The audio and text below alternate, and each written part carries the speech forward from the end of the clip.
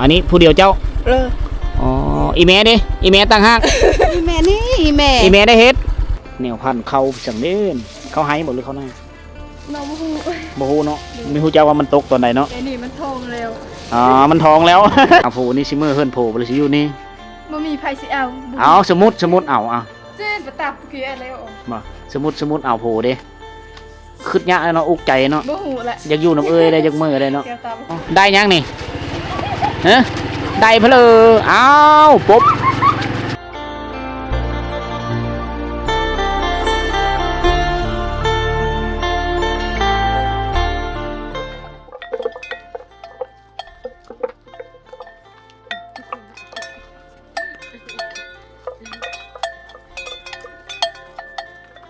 คำแล้วเมื่อยเนาะ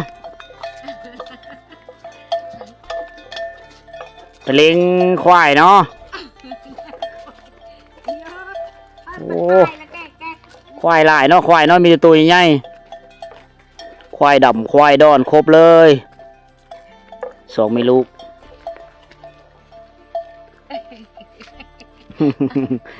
จูแต่บ้านแตรกเอาบรรยากาศระหว่างทางพี่น้องอันนี้จะเป็นวิถีชีวิตในยามแรงๆของพี่น้องสุดเผ่ามังกรขอบเขตเมืองนองแขวงสวรรณเขตผู้เขาเจ้าหากระซักไหนะเขาก็มีทันระปงเหงาซ้ำผู้แหละตอนนาผู้ละเขาชี้เดินทางไปผู้แหละทุกคนไปใช้ไปชิเลอร์ไปหาเฮ็ดพออิดเตะบ่เตะเนาะอ๋อไปหาเฮ็ดยามแรงปอชุชได้ไปหาปอรุยไปหาเฮ็ดมาเลยนี่ไปบรรยากาศยามแรงลูกหลานๆนั่นไปหาเฮ็ดตามโซนมันต้นอันนี้คือบ้านปะแนะนี่บ้านปะแนะบ้านของบรรดาสาวๆนะติดไปดูเล้าเข้าเขาเจ้านะส่วนเผาตะโอ้ยแน่นอนแบบนี้ส่วนเผาตะโอ้ยเขาเจ้าจะตั้งบ้านเหินอยู่เป็นบนที่สะอาดบนที่สูงแล้วก็เล้าเขาเจ้าต้องสะอาดตลอดเลยตั้งอยู่โน่นเลยบ้านข้อยังไม่ทันเคยเข้ามารีวิวหรือตามติดวิถีชีวิตของพี่น้องสุเผ่าตะโอ้ยเขาอยู่ที่บ้านปะแนะจักเธอนะมีแต่ไปก่ายมากก่ายเมื่อนี้กับบรรยากาศมันคอยค้ำลงแรงว่าสิหองก็สิไม่ได้แวะคือเก้านะอันนี้คือภาพบรรยากาศในการเดินทางบ้านปะแนะนี่มี2คุ้มนะฟ้าผู้เบื้องนั้นไปอีกคุ้มหนึ่งเดินทางต่อ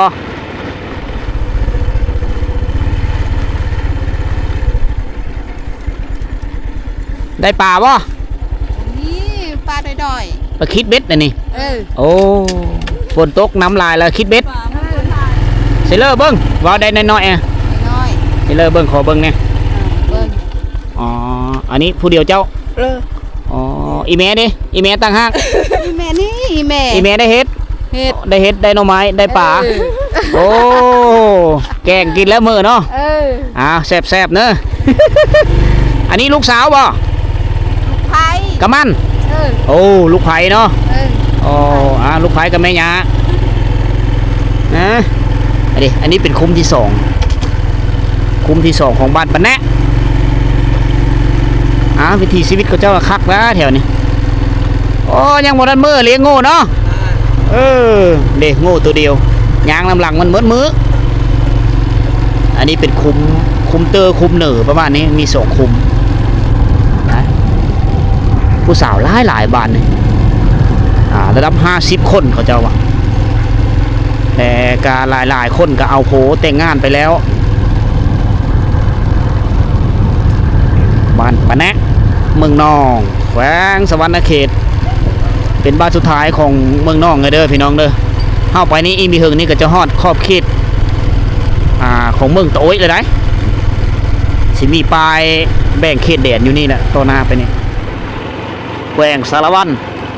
กับแขวงสวรรณเขตติดจอดแผ่นดินกันอยู่นี่แบ่งเขตขับผิดชอบกันอยู่นี่พี่น้องเลยเข้าห้ามป้ายไปนี่ก็จะเป็นแขวงสารวันได้บ่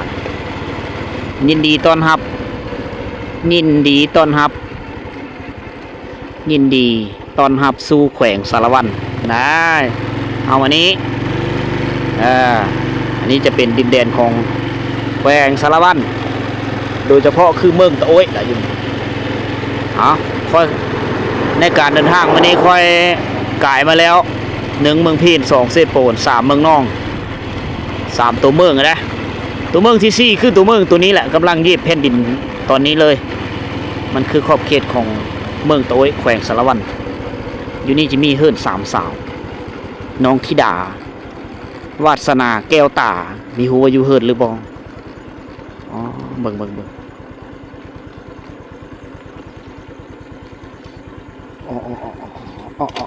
อ๋อยิน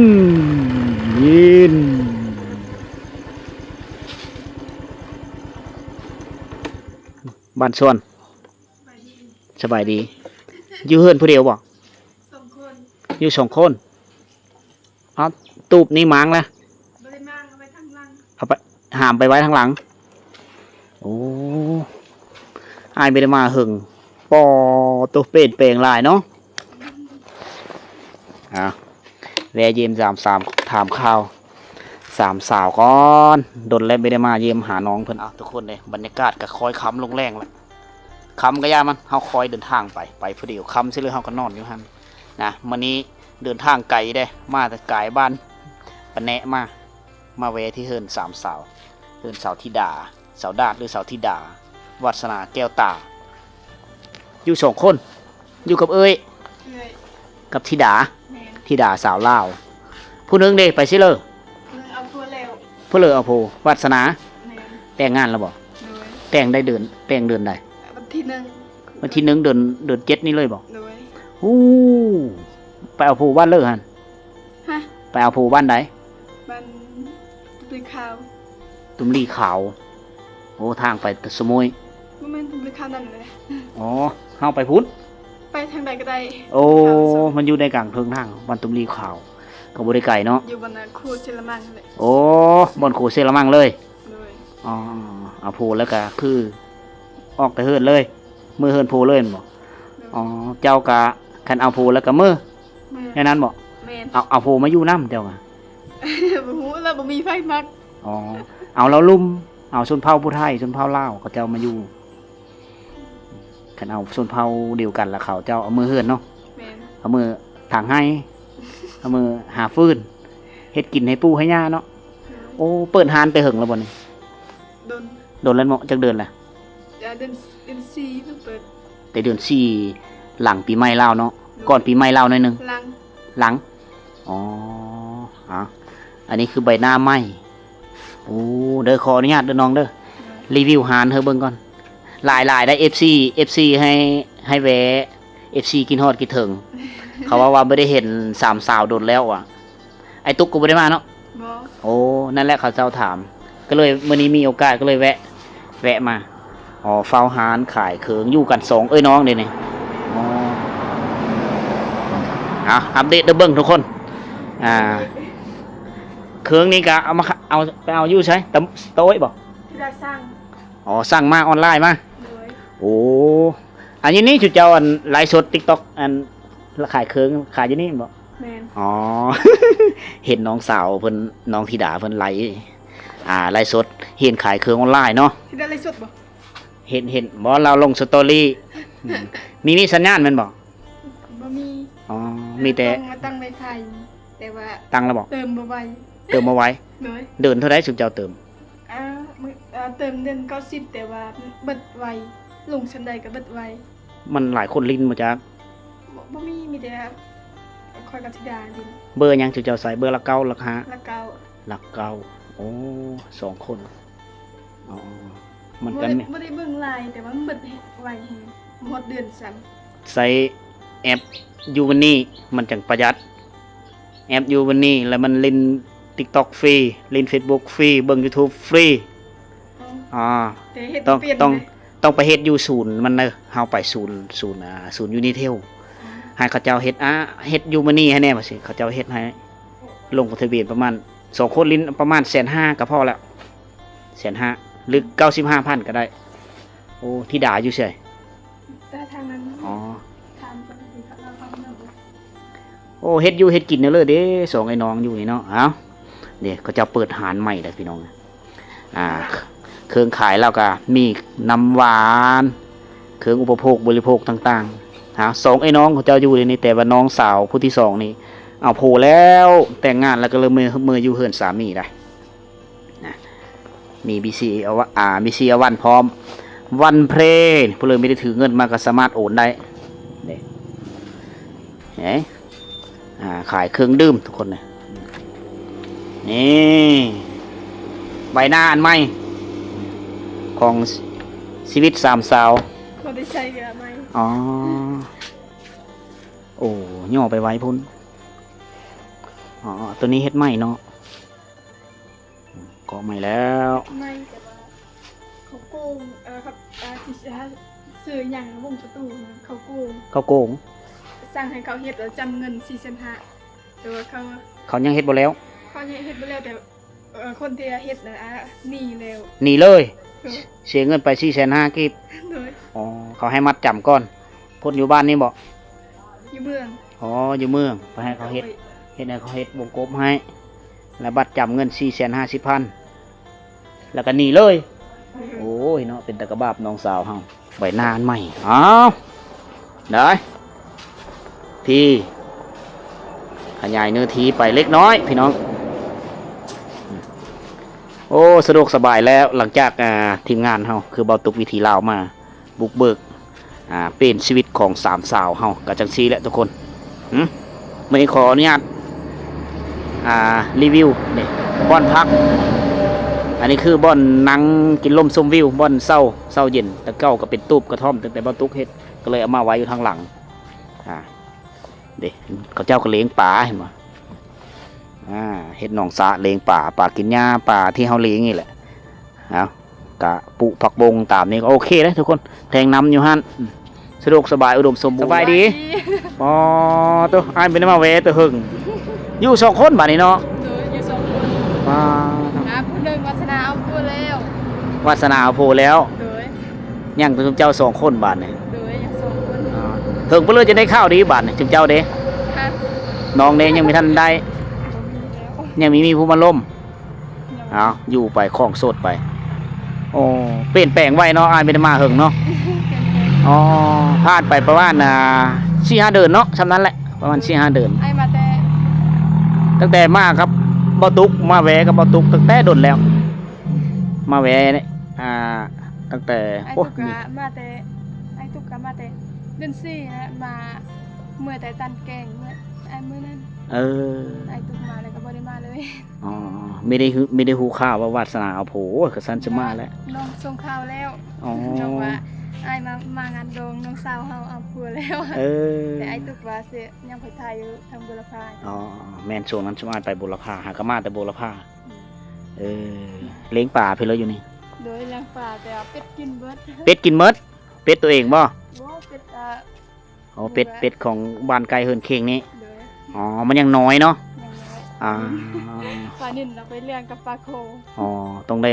แต่ในอ้อมไว้มันยังอยู่ เอาหัวอาหารมาเกือยังหลายอยู่บ่เลย หัวหางยังไงอยู่ เออเลี้ยงปลานิ่นกับปลาคอ โดยปลูกกับผักบุ้ง โอ้คักเลี้ยงปลานิ่นเลี้ยงมีความอยากได้นะ เลี้ยงปลากินหญ้า ฝึกเองเนาะ เลี้ยงปลากินหญ้านี่สบายปลาดุกเลี้ยงง่ายเลยมันคือปลาดุกแต่มันไปอ้าวสวัสดิ์เสวยเนาะอยู่2ไอ้น้องบาทนี้เนาะ รูปนี่กะยามฝนตกก็บ่ได้อยู่เลยปะเครื่อง อ่า เป็นเตียก สบายแต่อันนี้เนี่ยตูบนางเล่นยำหน้าแรงไม่ได้ไปหาอยู่หากินเลยแล้วเนาะเฝ้าขายเครื่อง ขายเครื่องขายเลข ขายเลขโอ้เป็นสาวขายเลขนำดีเอาแสดงว่า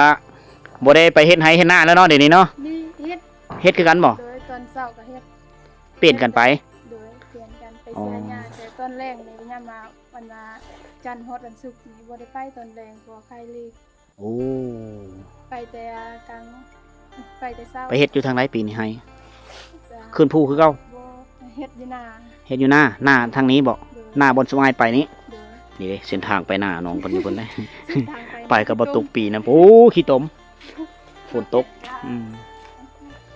อ๋อ ตาชีวิตใหม่ของน้องธิดาเฮาอืมไอ้ตุ๊กก็ไม่ได้มาไอ้ตุ๊กไม่ได้มายามเพิ่งแล้วก็เลย FC ฟ้าความคิดฮอดคิดถึง FC ฟ้ามาว่าไปยามเบ้าสิหอมมาไปยามมันสามสาวเฮ้ยได้เด้อว่ะ ไปไกลเท่านั้นมี FC หลายๆเลย ทั้งสามทั้งสองคนทั้งสาม โดยเขาเจ้ายังคิดฮอดคิดถึงเจ้าคือเก่าเขาเจ้ายังเบิ่งว่ามีเห็นเหิงแล้วว่าซั่นก็เลยมื้อนี้อ้ายสิไปสมุยก็เลยมาแวะเยี่ยมยามอยู่กันแบบนี้ ทางสมุยว่าฝนตกบ่ น่าจะตกคือกันคล้ายๆคือกันนี่แหละตกเศร้าเบิ่งสิละ เดี๋ยวกินข้าวก่อน โอ้ได้แล้วไอ้กินอิ่มๆล่ะกินอยู่เมืองนอกล่ะบ่เป็นหยังมาแวะยามเยี่ยมยามสามข้าว โดนแล้ว เฮ็ดหยังกิน มีแต่จะเฮ็ดละน้องเฮ็ดพอเฒ่าบ่สบาย เฮ็ดฮีด เลยเฮ็ดละกินหมู กินหมูจำฮีดแล้วล่ะเอาซีนหมูมา เด้อ โอ้โห บ่ลายสินหมู อ๋อได้แล้วครบเจอไอ้กินแล้วแสดงว่าเอาปลาธรรมชาติมาเลี้ยง เด้อ ปลานิ่นธรรมชาติ มันธรรมชาติก็ขอทั้ง โอ้ถือว่าสามสาวเปลี่ยนไปนานใหม่ จากการเฮ็ดไห้เฮาป่าเฮาดง ตอนนี้มาหาเงินอยู่ในเฮือนวางๆขายเครื่องออนไลน์นำบ่เอาเครื่องมาแล้วก็รีวิวขายมันบ่ รีวิวแต่ว่าบ่มีใครซื้อ บ่มีคนซื้อเนาะ เลย โอ้มันท่านนึกมาสัญญาณเฮามีแห้งแน่เนาะมันก็เลยการเข้าถึงมันยังมีหลาย คนฮู้จักไม่ทันหลายว่าซั่นซะเอาเด้ตับหุ่งก็เด็ดเอาผักมากิน ได้ สบายปลูกมันต้นนำได้2-3 ต้น บ่ ปลูกกล้วยอันนี้มัน มันเกิด มันเกิดแต่โดดแล้วเนาะป้าตัวไหวว่าดิเนาะโดดผักบงกระเดกเราเนี่ยหลายได้กระเดก บ้านอ้ายก็เอิ้นก็ได้คือกัน มังบ้านภาษาบรูเฮาละกระเดกเนาะ หลายคนแล้วมาเก็บมาผักบุ้งผักบ้านปะนี้บ้านลือข้าว โอ้ ข้าวมะโค ให้ปั่นเขาเจ้ากินน้ำเนาะ แบ่งปันเขากิน กินซองไอ้น้องกับบุเบิดเนาะอันนี้คือความดุมัน เข้าไปโคเขาไปเอา อันนี้คือความดุ อั มัน น นี้ ของ บางอย่างเนี่ยเขาเก็บนี่ อันนี้นะผักบง ผักบุ้ง ป้าตัวกันเจ้าเลี้ยงป่ากินหญ้านะมันกินใบมันต้นกินผักบงแถวนี้อันนี้ต้นข้าว ต้นข้าว ป้า อยาก คือ ฝนตกมันก็เปียก เจ้าคือมีปุหลายๆเลยนี่ อันนี้ มันงามไหม ตกเอง มันโตเองเนาะ โดยน้อง โอ้ เด็ก แนวพันธุ์เขาจังเด่นเขาให้หมดหรือเขาให้ น้องบ่ฮู้ บ่ฮู้เนาะไม่ฮู้เจ้าว่ามันตกตอนไหนเนาะ แต่นี่มันทองเร็ว มันท้องแล้ว เขามันกำลังถือผ้ากำลังสิเป็นมะอ๋อนำนี่ไซส์สะดวกสบายเลยเนาะ เดือดสบายเลย ให้เดี๋ยวเอาไปปูต่อเลยแถวนะ ยังบ่งามเดือนบ่งามเท่าไหร่ โอ้เดินบ่งามบ่พอปลูก โดย เดินได้งาม เดือนนี้แหละแต่แบบอย่างงามและอย่างแต่ว่า ไหลต้องเป็นมือบ่ โดยเป็นมือ โอ้เขาเจ้าเนือบถือเอามืองามยามดี โดย เขาเจ้าจะไหลเอามือมัน เดินได้ก็ได้ไหลมือมันเนาะ มาคุงกะเป็นมากแล้วนี่ โอ้มาหง แต่นี่เป็นผู้ชาย อ๋อตัวนี้เป็นผู้ชายนี่ตัวนี้เป็นผู้ชายแล้ววะ นี่ไปทางนี้ก็ได้ โอ้โอเทกันเปิดเรียบร้อย ตัวนี้เป็นตัวนี้เป็นผู้หญิงเนาะตัวนี้เป็นผู้ชายอยู่คือกันน้องสีดาก็เป็นมากแล้ว ป้าตัวมาอยู่ปุ๊บแล้วก็ปุหันปุนี่เนาะส่วนเผาตะโอยนี่สาวตะโอยนี่ดุมันแผ่นสิเฮ็ดเฮือนคู่บ่นี่หรือสิขยายหานต่อ ยังฮู้ ยังบ่ฮู้แต่เฮ็ดไว้ก่อน โดย เหมาะสมตัวเลยเฮ็ดตัวนั้นเนาะ โดยเฮ็ดเพื่อ เฮ็ดเพื่อว่าสิเอาโพแล้วพักกันมื้อเฮือนโพเบิดปะเฮือนบ่ปะติบ่ปะเนาะ เอาผัว วาสนาเอาโพเลยเนาะ โดย บอกแก้วตา แกตาโบแกตาบ่ได้เอาใครแกบ่มีใครเอา บ่สัมภาษณ์แน่เอาโพนี่สิมื้อเฮือนโพบ่เลยสิอยู่นี่ บ่มีใครสิเอา เอาสมมุติเอา เจ๊บ่ตามคือแล้ว บ่สมมุติเอาโพเด้คิดยากเนาะอุกใจเนาะ บ่ฮู้แหละ อยากอยู่น้ำเอ้ยได้อยากมื้อได้เนาะ แกตาบ่เคยจะบ่อยากสัมผัสความรัก อ๋อ ใหญ่ซื่อๆแต่บ่ฮู้เรื่องความรัก แก้วตายเนาะใหญ่ซื้อบ่ฮู้เรื่องความรักเอาอยู่ไปก่อนช่วงนี้อาชีพหาเงินของเพิ่นก็คือหาขายเครื่องออนไลน์ปัจจุบันเนาะโอ้แล้วเครื่องนี่สร้างเอาเขาเจ้ามาส่งอยู่พี่เลยบ่ น้องไปซื้อเอง ไปซื้อ เครื่องนี่สร้างแบบนั้น เครื่องของเอามา อันนี้เสื้อนี่สร้างแต่ แต่ทางนี้น้องไปซื้ออยู่สารวัน ไปซื้อสารวัตรเอารถยังไป รถว่าพ่อกับพ่อเล่น อ๋อ เอาตอนนั้นนะตอน โดนๆไปเอาตัวนึงมันบ่ ตอนนั้นนั่นเงินน้องเปิดใหม่ๆนี่น้องก็ยืมเงินเขา ยืมเงินเขา โดยยืม โอ้ เงินน้องไปเฮ็ดมันอยู่ยืมเงินตาเบ่ง วิทย์เลยติวิทย์นี้เลยติตัวนี้ แต่ยัง ยังเนาะคอยเฮ็ดไปสู้ๆไปน้องเอ้ยคอยเฮ็ดไป มันต้องกล้าลงทุนมันต้องเฮาต้องเป็นหนี้ โดย จุดเริ่มต้นของชีวิตมันบ่ง่าย แต่เรื่องขอเฮอสองน้องสาวนี่อดทน สู้ซนไปเนาะไม่ได้อยู่น้ำพ่อแม่แล้วเนาะ นึงบ่อยากให้นี่ก็นี่ไปน้ำพุ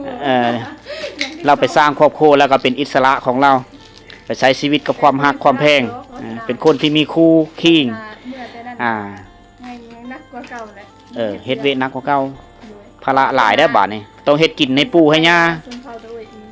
แบกฟืนอีก โดย ทางให้ คือจุ๊บเจ้าตอนนั้นเลยเนาะ โดย ขึ้นผู้เลยเนาะ คือตอนนั้นเลย ยิ้มแน่ยิ้มแน่ยิ้มแน่เฮ้ย สวัสนาจะไปแล้วยังเหลือแต่แก้วตากับธิดา ไปแล้วไปเฮ็ดงานเดือนเดือน4ไปเฮ็ดงานในสวรรค์เดือน5เดือน6 เนี่ยขายเคืองอยู่นี้บรรยากาศคักอยู่เฮิดน้องคนนี้วิวเนี่ยโอ้โหมุม360องศานั้นทางนี้นะคือทิศเตอร์ภาษาลาวเอิ้นทิศใต้นี่มุม360องศานี่มีแต่ความงามทั้งนั้นเลย เต็มไปด้วยภูผาป่าดงแล้วก็พื้นที่ทำการผลิตโดยเฉพาะคือสวนเป็นต้นได้มายามเลยมันงามยามนั้นถ้าผู้เลอไปกายมากายก็แวะอุดหนุนซอยน้องสาวเฮายังเหลือแต่2คนยังเหลือแต่ธิดากับแก้วตา2น้องสาวเขาอยู่นี่ละขายเครื่องอาชีพแต่ละมื้อเราก็ขายเครื่องเป็นกันไปเป็นกันมาบางมื้อก็นี่ก็ไปเสียหญ้าไห้ผู้น้องสาวก็อยู่นะมันช่วงหลายก็เป็นวันเสาร์วันอาทิตย์ก็จะไปวันนี้ได้มีโอกาสดีได้มาแวะเยี่ยมยามน้องธิดาแล้วก็น้องแก้วตาแต่ก่อนเราก็จะอยู่กัน3น้องนะแต่เก่าเราก็อยู่พูดแหละอยู่บ้านตุมลีเก่าทุกคนนะและน้องเพิ่นก็บ่ตุกมามี FC มีผู้ใหญ่ใจดีอุปถัมภ์คำสู้เฮอบ่ตุกเป็นสะพานบุญแล้วก็มาเฮ็ดเฮินเฮอ3สาวได้จนแล้วทุกคนเลยเจาะน้ำเจาะไปเลยเฮอนะปัจจุบันนี้ก็คือว่าชีวิตมีการเปลี่ยนแปลงนะก็เขาเจ้าก็มีอาชีพที่มั่นคงล่ะคือค้าขายไปนำนะมีร้านเป็นของตัวเองแล้วเปิดร้านล่ะอยู่กัน2ไอ้น้องเดี๋ยวนี้ก็เป็นโอกาสนึงที่เฮาได้มาแวะมาเยี่ยมยามทำข่าวนะเพราะว่าหลายๆ FC หลายๆคนก็ฝากความคิดฮอดคิดถึงเฮอบ่สิหอมนี่มาแวะเยี่ยมยามตามติวิถีชีวิตของบรรดา3สาวมื้อหน้าบ่สิหอมกายมาแถวนี้บ่สิหอมสิมาอัปเดตชีวิตการเป็นอยู่ของน้องสาวเพิ่นนะแต่ว่าเอาโพแล้วผู้นึงยัง2นะต้มไก่บ่เอาไปปลูกคักนั่นน่ะอย่าว่าต้มไก่ อันนี้กินขนมเลยนะจากแก้วละ จะแก้ว โอ้แอมเนาะกินแก้วเนาะ แก้วไปหมดแซ่บๆอ่ะ แซ่บ แซ่บ เอามือบ้านเลิกไข่นี่ แม่น อ๋อ บ้านเมื่อบ้านมาตั้งเมื่อเฮ็ดส่วน เฮ็ดไห้เฮ็ดสูนกินนี้เนาะหาอยู่หากินไม่ทันบ้านนี้สิได้เดินทางก่อนเด้อ โดย ไปก็เด้อแก้วตาเด้ออยู่ดีไม่แห้งค้าขายมันๆเด้อขอให้โดยเฮอขายเฮอดีๆเฮากับมาก็ไม่ได้อุดหนุนเพิ่นหลาย เพิ่นแถมป่องนึงโอเคขอบใจบ๊ายบายลูกบ๊ายบายละ บ๊ายบายอ้ายก็เดินทางปลอดภัย โดยขอบใจหลายๆมื้อหน้าจะมาแวะไหมหลังจากเฮามาแต่เฮิรน3เช้ามาแต่เฮิรนน้องธิดาเฮาก็เดินทางต่อโดยเวลา 17:30 นาทีเบิ่งว่า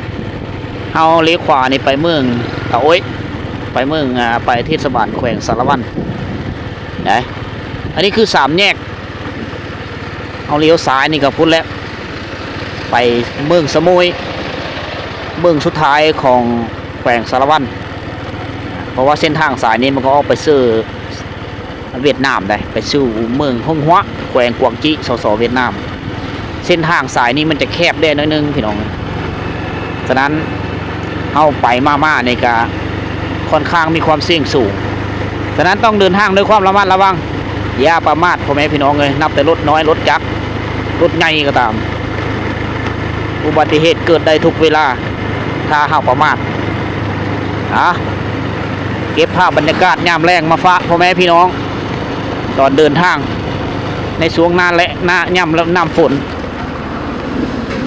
รถเจ้าแลนไว้แล้วเถอะ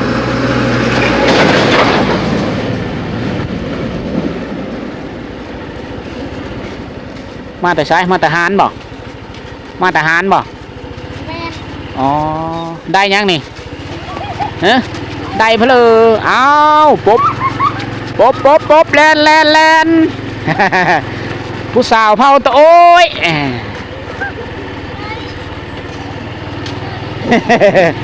เอาลูหลานเขาอายกล้องตามเคยยังเง่าไก่ได้เพื่อจะฮอดเมืองสมุยนี่มีหัวสีนอนซิเลอร์มันยังมีหูจักบ้านปังันดาวโดนแล้วแต่เผาตะโอ้ยทั้งนั้นเลยแถวนี้มีฮีข้องวัฒนธรรมแบบเดียวคล้ายๆกันกับเผาปะโกะกระดูกวิถีชีวิตคนแถวนี้นี่เลี้ยงโง่เลี้ยงควายนะยามแรงๆทางบ้านเฮินอยู่เลาะเรียบตามสายทางอยู่ผู้ดอยนี่นางสารที่เข้าอยู่นี่วิถีชีวิตยามแรงทุกครั้งที่เฮาเดินทางมาเมืองสมุยมาโขงเขตดินแดนลาวใต้เฮาจะได้สัมผัสกับวิถีชีวิตที่เฮาไม่เคยเห็นนะ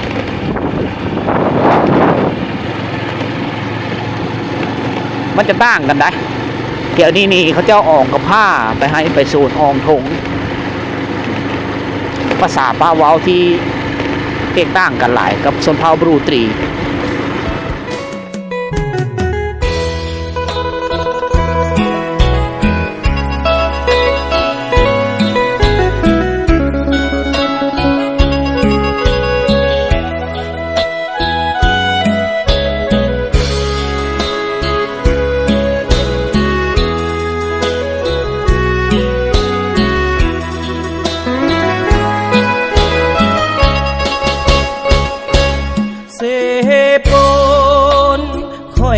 บ่ห่างเจ้าไปยุ่งยากเพียงใดจะอยู่คู่ใจมาให้มันจะสุขหรือทุกข์จะขออยู่น้ำเจ้าทุกวันข้านี้บ่เปลี่ยนแปรพันเหมือนคนลาแล้วเสโปแต่ก่อนเป็นเสลำลึกตอนปางมีศึกภาษาสุธีซอกซ้ำทุกคนต้องจากพัดพากจากปิ่นเสปูข้านี้ขออยู่ดนจนกว่าฟ้าดินสลายเสปูวันนี้จะต้องเหือง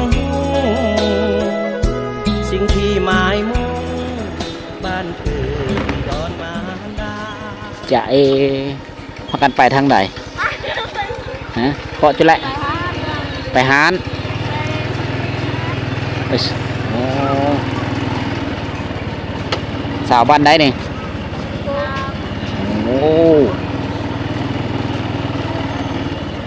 ไปซื้อเครื่องอยู่หานนี่บอก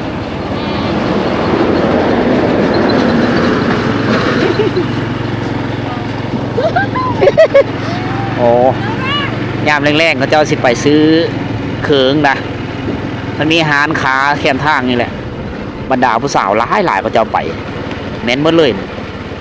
อันนี้คือผู้สาวเผาปะโกะเลยเด้อบ้านปีโกะ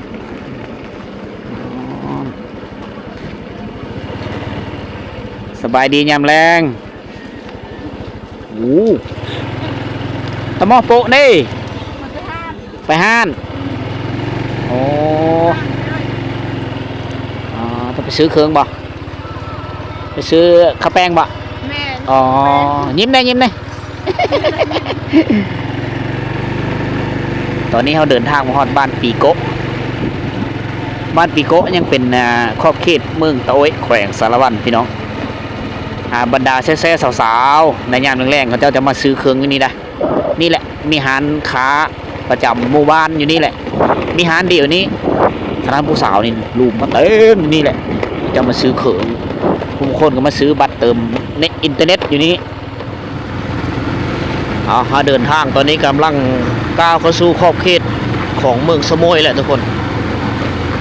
แถวนี้นี่เส้นทางมันจะติดเลยเส้นทางระยะเลยเราต้องได้คอยไปคอยมารถบรรทุกนี่หลายเลยรถบรรทุกนี่อยู่เขตนี้นี่ฝนมีได้ตกพายุมามีฮอดพี่น้องฉะนั้นทางนี่ก็เต็มไปด้วยขี้ฝุ่นคือเก่า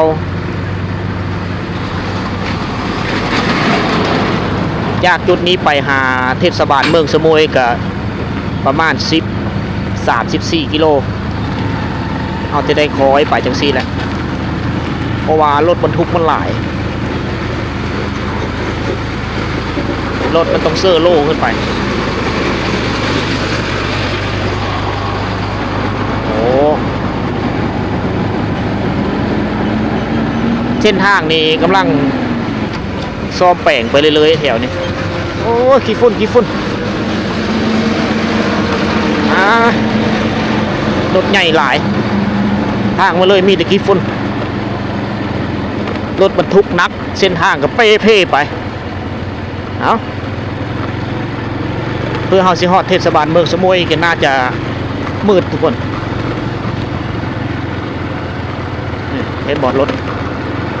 หลายได้จากจุดนี้ไปนี่เพราะว่าเขาเจ้าเฮ็ดทางขึ้นผู้สูงฉะนั้นเขาจะเฮ็ดทางคอนกรีตทางเบตง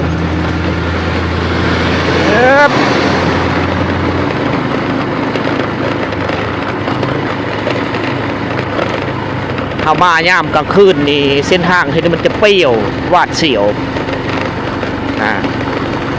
มีต้องเดินทางผู้เดียวเด้อในยามค่ำคืนแถวนี้อันนี้คือเส้นทางเบตง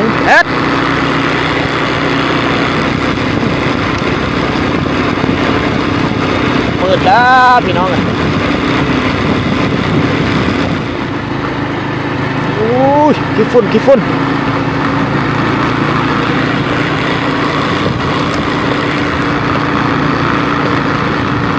ผู้หึ้นไหนเฮ็ด